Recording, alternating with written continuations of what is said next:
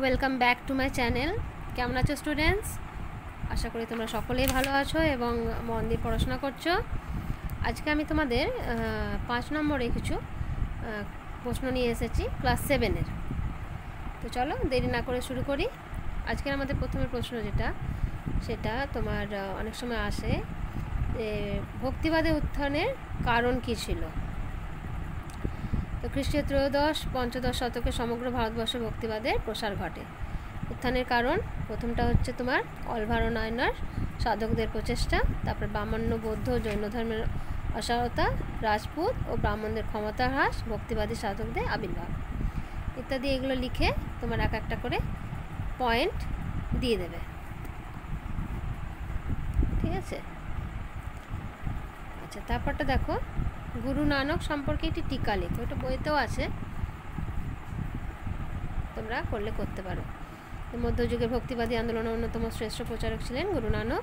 তার প্রবর্তিত ধর্ম মত শিখ ধর্ম নামে খ্যাত। শিখদের পবিত্র ধর্মগ্রন্থের নাম হচ্ছে গুরু গ্রন্থ সাহিব। এই গুরু গ্রন্থ সাহিবে গুরু নানকের উপদেশ লিপিবদ্ধ আছে। তার পূর্বজীবন তোমার 1669 খ্রিস্টাব্দে পাঞ্জাবের লাহোর জেলার তালবন্দি গ্রামের এক মধ্যবিত্ত পরিবারে তার জন্ম হয়। বাল্যকালে শিক্ষালাভ করার পর তিনি এক কর্ণিক রূপে কাজ শুরু করেন এবং বিবাহ করে সংসারী হন। তারপরে সংসার ত্যাগ, তারপরে ধর্মমত এবং তার শিখ ধর্মের প্রভাব, এটা শেষে দেবে। আর কবির সম্পর্কে আগেও বলেছি, কবিরের কথা, তো এটা তোমরা ওখানেও টিকা হিসাবে অনেক সময় আসে, বইতেও আছে, সেটা টেক্সট বই থেকেও তোমরা করলে করতে পারো।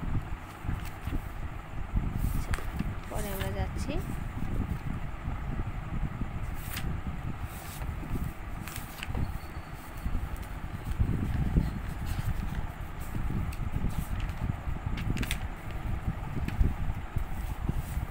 পরের প্রশ্ন, শিবাজির অস্ত্রপ্রধান সম্পর্কে লেখো। সাম্রাজ্যের তোমার সংগঠক হিসাবে শিবাজি কৃতিত্ব তার সমরকুশলতার থেকে কোনো অংশ কম ছিল না। সমকালীন শাসন ব্যবস্থা অপেক্ষা তার শাসন ব্যবস্থা অনেক উন্নত ছিল। প্রশাসনিক কাজ চালাবার জন্য ক্ষমতা বিকেন্দ্রীকরণ করার প্রয়োজনীয়তা উপলব্ধি করেছিলেন তিনি। অষ্টপ্রধান শাসন ব্যবস্থায় তাকে সহায়তা করার জন্য অষ্টপ্রধান নামে এক মন্ত্রিপরিষদ ছিল। এই অষ্টপ্রধান বা 8 জন মন্ত্রীরা ছিলেন পেশওয়া বা প্রধানমন্ত্রী, আমত্ত মন্ত্রী, স্বর্ণাবিশ বা সচিব, দবির তোমার সরি নৌবত বা সেনাপতি, পণ্ডিতরাও ন্যায়াধীশ, ঠিক আছে? আচ্ছা, পেশওয়া বা প্রধানমন্ত্রী তিনি সমগ্র শাসন ব্যবস্থা তত্ত্বাবধান করতেন এবং রাজার অবর্তমানে তার প্রতিনিধিত্ব করতেন, বিভিন্ন দপ্তরের মধ্যে সমন্বয় রক্ষা করতেন। আমত্ত তিনি ছিলেন রাজস্ব মন্ত্রী, রাজ্যের আয় ব্যয়ের হিসাব, পরীক্ষা ও রক্ষণাবেক্ষণ তার কাজের অন্তর্ভুক্ত ছিল। মন্ত্রী রাজার দৈনন্দিন কার্যাবলী ও দরবারি বিবরণী লিপিবদ্ধ করতেন। তারপরে তিনি সচিব, সরকারি পত্রাদি প্রেরণের তোমার ভারপ্রাপ্ত তারই ওপর ছিল। আর দবির বিদেশ দপ্তরের ভারপ্রাপ্ত মন্ত্রী বা পররাষ্ট্রমন্ত্রী ছিলেন। তারপরটা হচ্ছে সামরিক বিভাগের ভারপ্রাপ্ত মন্ত্রী ছিলেন ইনি। পণ্ডিতরাও ধর্মীয় বিষয়ের দায়িত্ব ভার তার উপর ছিল। আর ন্যায়াধীশ ছিলেন প্রধান বিচারপতি। ন্যায়াধীশ ও পণ্ডিতরাও ব্যতীত সকল মন্ত্রীকে নিজ নিজ দপ্তরের দায়িত্ব পালনের সঙ্গে সঙ্গে সামরিক দায়িত্ব পালন করতে হতো। তাহলে এই ছিল শিবাজি অষ্টপ্রধানের মূল যে অংশ সেটা। তারপরে তোমার তার শাসন ব্যবস্থা অনেক সময় আসে, শাসন ব্যবস্থা কেমন ছিল। হ্যাঁ, তো এ দেখো, শিবাজির শাসন ব্যবস্থা সম্পর্কে যেসব তোমার উপাদানগুলি থেকে জানা যায় সেগুলি হলো পেশওয়ার দপ্তরের দলিলপত্র, অমাত্য রামচন্দ্র পন্থের রচনাবলী, সমকালীন ইউরোপীয় পর্যটকদের বিবরণ। লক্ষ্য, স্বৈরতন্ত্রে বিশ্বাসী হলো শিবাজি কখনো স্বেচ্ছাচারী ছিলেন না। প্রজা কল্যাণের উদ্দেশ্যে তিনি তার শাসন ব্যবস্থা পরিচালনা করেছেন। তারপরে তোমার শিবাজির মারাঠা রাজা 2 ধরনের অঞ্চল নিয়ে গঠিত ছিল, স্বরাজ্য ও মুলকাগিরি। স্বরাজ্য, শিবাজি যেসব অঞ্চল দখল করে সরাসরি শাসন করতেন তাদের বলা হতো কি স্বরাজ্য। আর মুলকাগিরি, যেসব অঞ্চল তার বশতা স্বীকার করে কর প্রদান করত সেগুলিকে বলা হতো মুলকাগিরি। শিবাজির শাসন কাঠামো প্রবর্তিত ছিল কেবল স্বরাজ্য অঞ্চলে। তারপরে তোমার অষ্টপ্রধান, প্রাদেশিক শাসন এবং শেষে রাজস্ব ইত্যাদি ছিল তার শাসন ব্যবস্থার, এগুলোই তোমার অঙ্গ। তারপরে সামরিক সংগঠন বর্গী শিলাদার।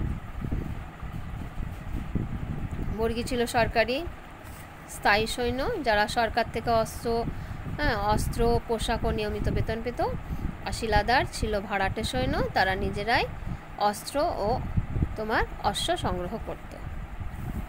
তাহলে এই আমরা শিবাজির শাসন ব্যবস্থা পড়লাম।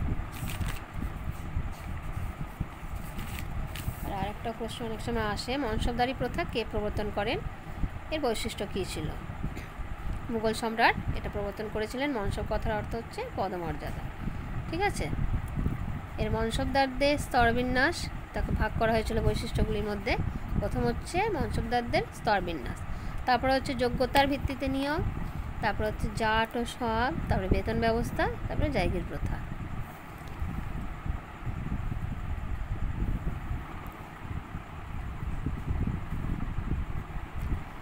এভাবে তোমরা তারা দেবে।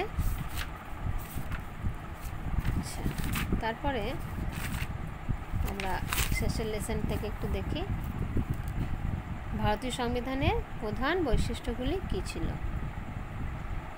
এটা হচ্ছে পৃথিবীর বৃহত্তম সংবিধান, লিখিত অলিখিত নিয়মের সংমিশ্রণ, যুক্তরাষ্ট্রীয় সংবিধান, গণতান্ত্রিক সংবিধান, সরকারি কাজকর্মের বিভাজন ইত্যাদি পয়েন্ট পয়েন্ট করে এটা কিন্তু দিতে হবে। ঠিক আছে, তারপরে এখানে একটা দেখো, পৌরসভা ও গ্রাম পঞ্চায়েতের কাজগুলি কী কী। পৌরসভার কাজ এখানে একটা বা এমনি করেও তোমরা লাইন কেটে ভাগ করে দিতে পারো, অথবা এরকম করে পরপরও লিখতে পারো। পৌরসভার কাজ প্রথমে লিখবে, তারপরে গ্রাম পঞ্চায়েতের কাজ। ঠিক আছে, তাহলে কিন্তু পার্থক্য দেখা যাবে। তাহলে আজ এই পর্যন্তই থাক, পরের দিন আমি আবার অন্য প্রশ্ন নিয়ে আসবো। তাহলে আশা করি তোমাদের এগুলো তোমরা মন দিয়ে পড়াশোনা করবে, এবং সামনে তোমার ছুটির পরে পরীক্ষা, তাহলে এগুলো কিন্তু তোমরা অবশ্যই করবে। তাহলে আজ এই পর্যন্তই রাখছি, ভালো থেকো তোমরা।